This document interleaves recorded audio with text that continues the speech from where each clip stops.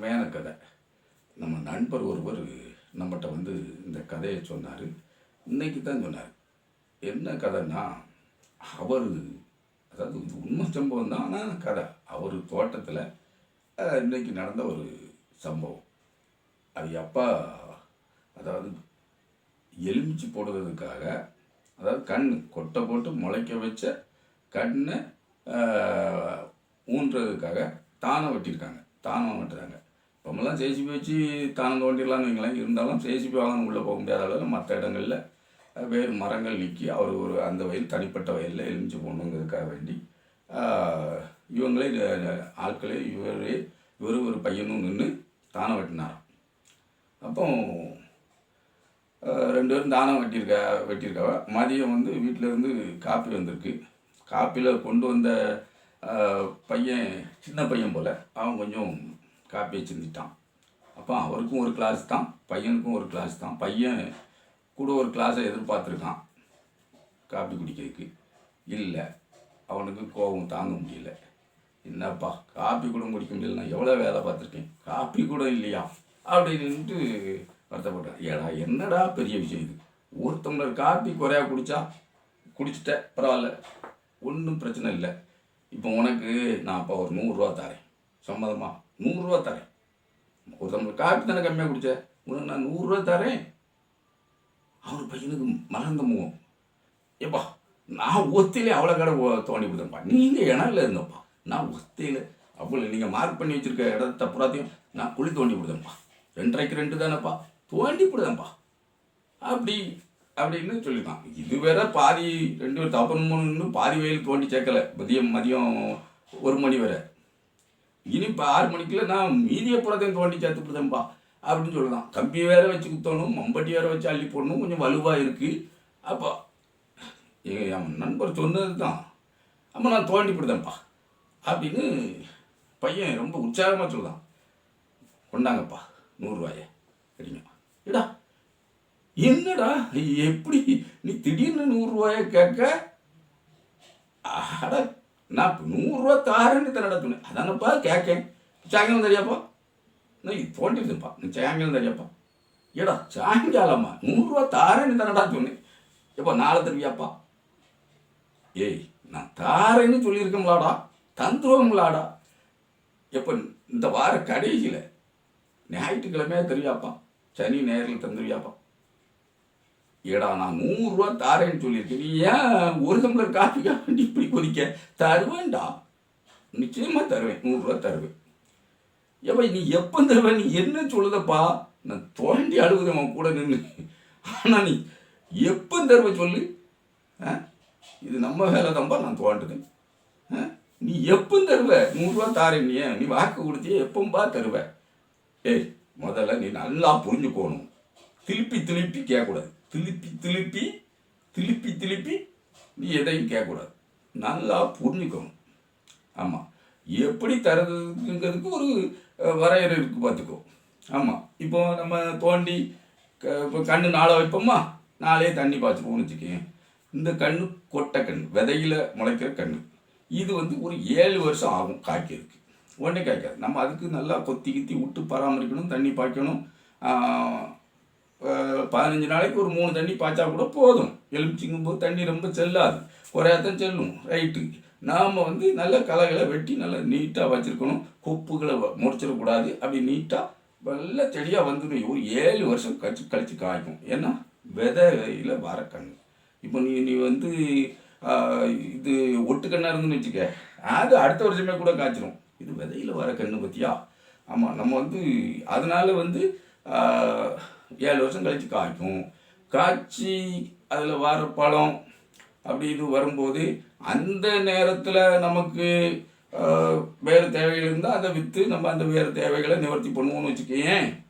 இல்லை அதுக்கு அடுத்த வருஷத்துலேயும் காய்க்கி அப்படின்னு வச்சுக்கேன், கொஞ்சம் விலை கூட விற்றுட்டு நமக்கு கொஞ்சம் எக்ஸ்ட்ரா தருதுன்னா அன்னைக்கு நம்ம தன்னிறைவு அடைஞ்சிட்டோம் பற்றியா, அன்னைக்கு நான் உனக்கு 100 ரூபா தருவேன். எப்பா இதை நீ தரதுக்கு ஏறத்தாழ 10 வருஷம் ஆயிருமாப்பா? அவனால ஆகும்பா, ஆனால் தருவேன், 100 ரூபா தருவேன். எப்பா நீ கொடுக்க வாக்குறுதி சூப்பர்ப்பா. இது தேர்தல் வாக்குறுதி மாதிரி நான் நினைக்கட்டுமா? ஏன்னா அப்படிலாம் மௌனே அப்படி நினச்சிக்க கூடாது. இப்போ மோடி 2014 15 லட்சம் தருவாய் ஒவ்வொரு வங்கி கணக்குலையும் போடுவேன்னாரு, போடலை, இன்னும் போடலை, 15 ரூபா கூட போடலைன்ட்டு அதெல்லாம் குறைக்கக்கூடாது. அது இது விவசாயிகளுக்கு வருடம் 6000 ரூபா, 4 மாதத்துக்கு ஒருக்கா 2000 ரூபா போட வேண்டியது. அது 4 மாதத்துக்கு ஒருக்காவா 2000 ரூபா போடுறாரு. அவர் என்னைக்கு நினைக்காரோ ஏதாவது ஒரு மாநிலத்தில் தேர்தல் வந்ததுன்னா 2000 ரூபா வரும் விவசாயிகளுக்கு. இதுதான் இது இது இது வேறன்னு வச்சுக்கேன். நம்ம நிலமை அப்படியா?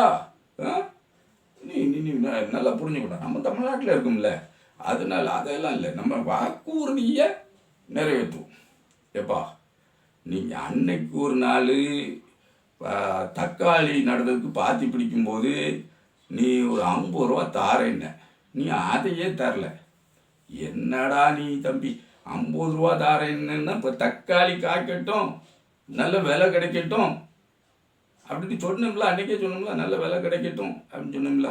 ஓ என்னப்பா 2016 ஜெயலலிதாமையார் எல்லாருக்கும் ஆளுக்கு வீட்டுக்கு ஒரு அலைபேசி கொடுப்போம்னாங்களே, அதே மாதிரி இல்லப்பா நீங்கள் ஒரு ஆள்.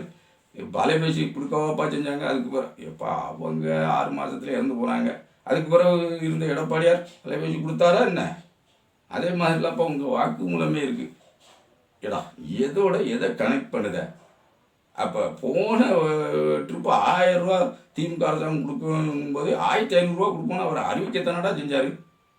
ஆனால் தந்தி டிவியில் கூப்பிட்டு நேர்காணல் காணும்போது கூக்க முடியாது, அது கூக்க முடியாது. ஆனால் ஏதோ வாக்குறுதி கொடுக்காங்க, கொடுத்தா வாக்குறுதி கொடுத்தா கொடுக்கதான் சொன்னோம். அப்போ நீங்கள் 1500 சொன்னீங்க, அது தேர்தல் காலம். ஏடா அப்படித்தாண்டா என் நிலைமை இருக்குது. நீ இதெல்லாம் போய் ஏண்டா தம்பி ஏன் என்ன டிஸ்டர்ப் பண்ணுத? அப்போ தொந்தரவு பண்ணக்கூடாது, திருப்பி தொந்தரவு பண்ணக்கூடாது. அப்போ அது இது உனக்கு எதோ நினைவு வருதுடா. 6 சிலிண்டர் போன எலெக்ஷன் 2021 எலெக்ஷனில் 6 சிலிண்டர் ஃப்ரீ அப்படின்னாரு யார்? நம்ம எடப்பாடியார். இப்போ எத்தனை சிலிண்டர் ஃப்ரீன்னு இருக்காரு? 3 சிலிண்டர் ஃப்ரீங்காரு. அப்போ இவர் எங்கே இருந்து 10,000 ரூபா கொடுப்பாரு அப்படின்னு நீ கேட்க வர, அப்படி தானேப்பா? என் 100 ரூபாய்க்கா வேண்டி எவ்வளோ காடுறா இழுக்க? இந்த நூலை நீளமாக இழுக்கியடா தம்பி. 100 ரூபா தரேன்னதுக்கா நூலை நீளமாக இழுக்க? 10,000 ரூபா எடப்பாடி அதான் சொல்லுதாரு. எனக்கு தரு அது இப்பெல்லாம் இப்படிங்க சொல்ல முடியும். வரி ஏத்துறாங்களா இல்லையா? நீங்க கேட்குற கேள்வியெல்லாம் அதாவது வரி உயர்த்துறது பல இருக்குது, புரியுதுங்களா? இன்றைக்கு வரி உயர்த்துவதற்கு பல்வேறு வழிகள நிதியில் இருக்குது. அந்த நம்முடைய நிதி துறையை சேர்ந்தவர் நிபுணர்கள் மூலமாக எந்தெந்த வகையில் வரி பெருக்க முடியுமோ உயர்த்த முடியுமோ அதை உயர்த்தி நாங்கள் அறிவிக்கப்பட்ட திட்டங்களுக்கு தேவையான நிதி பெற்று திட்டங்களை செயல்படுத்தும். ஓஹோ, திருப்பி வரியை உயர்த்தி ஈடு கட்டி அதுக்கு பிறகு வரி மிச்சம்லாம் வந்த பிறகு அதில் இருந்து திட்டங்களை நாங்கள் ஒவ்வொன்றாக நிறைவேற்றுவோம். பத்தியா நான் சொன்னேன், பத்தியா நான் தான் சொன்னேன். எலுமிச்சி காய்க்கட்டும், நல்ல விலை போட்டோம், அப்போ உனக்கு 100 ரூபா தாரேன், அப்போ தந்துடுவேன் அப்படின்னு சொன்னோம்ல. அதுதான் அவரும் சொல்லியிருக்காரு. எடப்பாடி மேலே என்ன தப்பு? அவர் விவசாயி, அவர் ஒரு விவசாயி குடும்பத்திலிருந்து வந்தவர். அப்போ அவர் என்ன யோசனை பண்ணித்தான் அந்த வாக்குறுதியை கொடுக்காரு. மக்கள்லாம் புரிஞ்சுக்கணும், கட்டாயம் புரிஞ்சுக்கணும். ஆமாம், இது புரிஞ்சுக்கிடவே செய்யணும், புரிஞ்சுக்கிடணும். ஏன்னா அப்பாக்காரு இப்படி சொல்லி முடிச்சாராம். பார்த்தீங்களா? இது நம்ம அவர் இதை பண்ணிலாம் நம்ம இந்த எதுவும் இது போடலை, எடப்பாடி இது பண்ணிடலாம். ஆனால் அங்கே நடந்த விவரத்தை நண்பர் சொன்னார், அதைத்தான் சொல்லுவோம். ஆனால் இதுக்கு மேலே ஒரு முக்கியமான விஷயம் இருக்குங்க, அதையும் பார்த்துட்டு போயிடலாம். நம்ம அதாவது அதிமுகவினர் என்பவர்களுக்கு ஒரு ப்ரிவிலேஜ் இருக்கும். இது திமுககாரங்க ஏதாவது சொல்லிட்டா ஒரு வார்த்தை சொன்னால் போதும், பிடிச்சி தொங்கி அவங்களுடைய பதவியே எடுக்க வச்சுருவாங்க. அந்த அளவில் மக்கள் விழிப்போடு இருப்பாங்க, அல்ல எதிர்கட்சி விழிப்போடு இருக்கும், அல்லனா நடுநிலை ஊடகங்கள் விழிப்போடு இருக்கும், ஊடகவாதிகள் விழிப்போடு இருப்பார்கள் அப்படின்னு வச்சுக்கிட்டுங்களேன். ஆனால் இங்கே ஒருத்தர் சிவி சண்முகன் ஒருத்தர் இருக்கார். அவர் முன்னவே என்ன சொல்லியிருக்காரு, ஸ்டாலின் வந்து ஃப்ரீ பஸ் கொடுப்பாரு, 1000 ரூபா கொடுப்பாரு, அதுக்கு 1000 ரூபா கொடுப்பாரு, இதுக்கு இதை கொடுப்பாரு, கூடவே சொல்றாரு பாருங்க.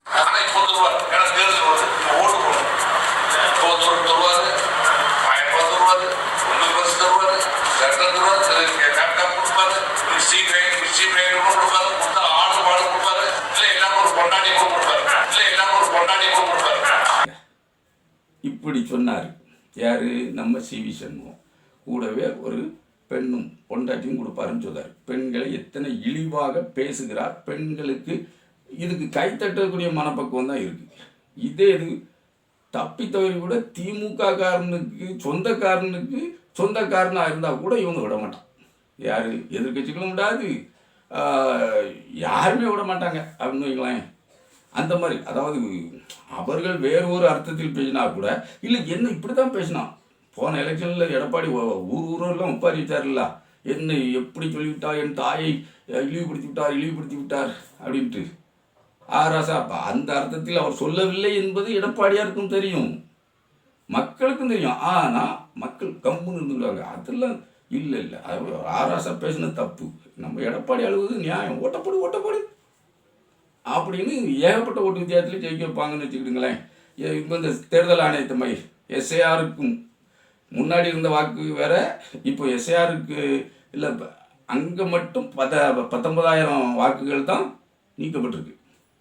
எது, எடப்பாடி தொகுதியில் 19,000 வாக்குகள் தான் நீக்கப்பட்டிருக்கு. அதே இது கொளத்தூர் தொகுதியில் 1,00,000 வாக்குகளுக்கு மேலே, சேப்பாக்கம் தொகுதியில் 90,000 வாக்குகளுக்கு மேலே நீக்கியிருக்காங்கன்னு வைங்களேன். அப்போது இந்த ப்ரிவிலேஜ் யாருக்கு கிடைக்கும், எப்படி கிடைக்கும் அப்படிங்கிறது நமக்கு தெரியல. இப்போ சிவி சண்முகம் இன்னும் கூட 2வது முறையாக ஒன்று சொல்லியிருக்காரு. இப்போ நம்ம முதல்வர் அவர்கள் வந்து தேர்தல் அறிவிச்சிட்டாங்கன்னா, இல்லை தேர்தல் அறிவிக்க முன்னாடியே தேர்தல் வர நேரத்தில் எப்படி இந்த ஊதியம் கொடுக்கலாம், அதாவது உரிமை தொகை எப்படி கொடுக்கலாம் அப்படின்ட்டு ஏதாவது கேஸை போட்டு ஸ்டாப் பண்ணிடுவாங்க. அவர்களுக்கு கிடைத்த ரகசியல் தகவல் அதுதான், அதைத்தான் பிஜேபிக்காரன் செய்வான். மின்பகிமான விஷயத்தில் நடக்கக்கூடிய கோர்ட்டு கேஸுக்கு எலவசம் எப்படி கொடுப்பேன்ட்டு கோர்ட்டு கேட்குன்னா, பிஜேபிக்காரன் ஒரு நோட்டீஸ் போட்டால் போதும், உடனே ஆர்டர் பாஸ் ஆயிரும். அந்த மாதிரியான நிலைமை இருக்குது. பெரியார் சொன்னார்ல, நாம் இங்கே ஆட்சி அதிகாரத்தில் இருக்கும்போது நீதிமன்றம் அவன் கையில் இருக்கும், யார் கையில், பார்ப்பான் கையில் இருக்கும்னார்ல, அந்த நிலைமை இருக்குல்ல. பெரியார் அன்றே சொன்னார், அது இன்றும் நடக்கிறதே. அதை பற்றிலாம் எவனும் கேட்க மாட்டான். நீதித்துறையில் 76% பேர் உயர்ஜாதி வகுப்பினர் தான் இருக்காங்க. பிசி எம்பிசி 97% பேர் மக்கள் தொகையாக இருக்கான். ஆனால் வெறும் 23% பேர் தான் பிசி எம்பிசி ஓபிசி எல்லா சியும், எது எஸ்சி எஸ்டின்ட்டு எல்லா சியும் வெறும் 23% தான் அந்த அதிகாரமிக்க பதவிகளில் இருக்கிறார்கள்.